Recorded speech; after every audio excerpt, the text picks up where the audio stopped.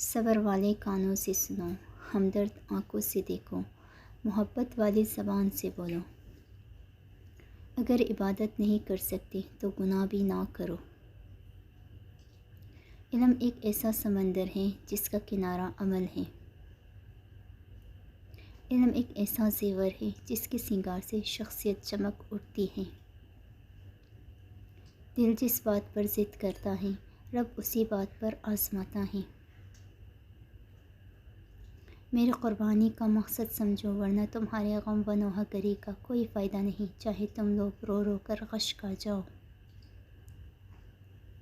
عورت کا پردہ کرنا شہید کے خون سے بھی افضل ہے۔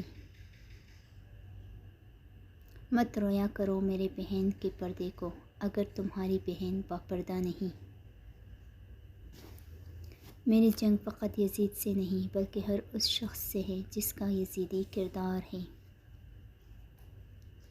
مجھے جنت سے زیادہ نماز عزیز ہے، کیونکہ جنت میری رضا ہے، نماز میرے رب کی رضا ہے۔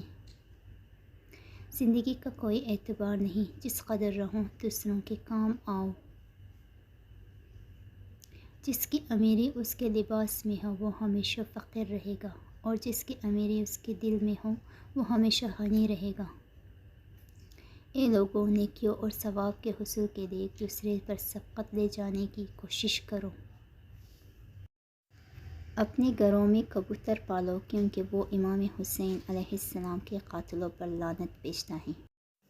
سب سے زیادہ سخی وہ ہے جو ان کو بھی دے جن کو ان سے کوئی امید نہ ہو۔ باطل کے سامنے جو جھکائے نہ اپنا سر، سمجھ لو کہ اس کے ذہن کا مالک حسین علیہ السلام ہے۔ بدترین ہے وہ شخص جس کے شر سے لوگ ڈرتے ہیں۔ مصیبت کے وقت گھبرانا مصیبت کو زیادہ، اور صبر سے کام لینا مصیبت کو ختم کرتا ہے۔ زندگی کی اصل خوبصورتی یہ نہیں کہ آپ کتنے خوش ہیں، بلکہ زندگی کی اصل خوبصورتی تو یہ ہے کہ دوسرے آپ سے کتنا خوش ہیں۔ اگر نماز پڑھنے والے کو علم ہو جائے کہ کیسے رحمتوں نے اسے گھیر رکھا ہے تو وہ کبھی سجدے سے سر نہ اٹھائے۔ جب تمہیں اپنے رب کا ذکر سننا اچھا لگے تو سمجھو تمہیں رب سے اور رب کو تم سے محبت ہو گئی ہے۔ ہر سنی ہوئی بات کو بیان نہ کرو، ورنہ تمہاری بے وقوفی کے لیے یہی بات کافی ہوگی۔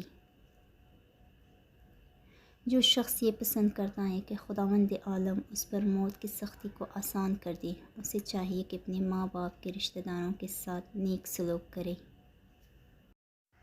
صدقہ دینے سے افلاس دور ہوتا ہے اور عمر بڑھ جاتی ہے۔ قبر حسین کی زیارت اس عمرے سے مساوی ہے جو بارگاہ الہی میں مقبول ہو چکا ہو۔ عقل صرف حق کی پیروی کرنے سے کامل ہوتی ہے۔